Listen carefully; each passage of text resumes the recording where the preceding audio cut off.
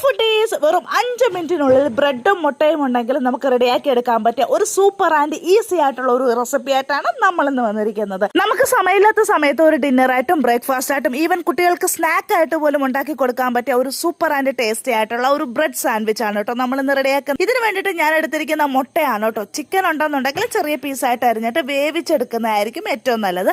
ഞാൻ എടുത്തിരിക്കുന്ന ഈ മുട്ട ഉപ്പും കുരുമുളക് പൊടിയും കൂടി ഇട്ടിട്ട് നന്നായിട്ടൊന്ന് ബീറ്റ് ചെയ്തെടുത്തിട്ട് നമുക്ക് ഇതൊന്ന് ചിക്കി പൊരിച്ചെടുക്കാം കേട്ടോ. ചെറുതായിട്ടൊന്ന് ചിക്കി പൊരിച്ചെടുക്കാം.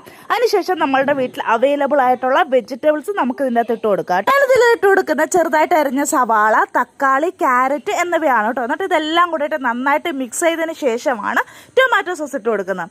നിങ്ങൾക്ക് വേണമെന്നുണ്ടെങ്കിൽ ഉപ്പിട്ട് കൊടുക്കാം കേട്ടോ. ടൊമാറ്റോ സോസിൽ ഓൾറെഡി ഉപ്പായതുകൊണ്ടിട്ട് ഞാൻ ഉപ്പ് ചേർക്കുന്നില്ല. നിങ്ങൾക്ക് വേണമെന്നുണ്ടെങ്കിൽ മയോണൈസ് ഇട്ട് കൊടുക്കാവുന്നതാണ് കേട്ടോ. ഞാൻ മയോണൈസ് അത്ര വലുതായിട്ട് എൻ്റർടൈൻ ചെയ്യുന്നില്ല.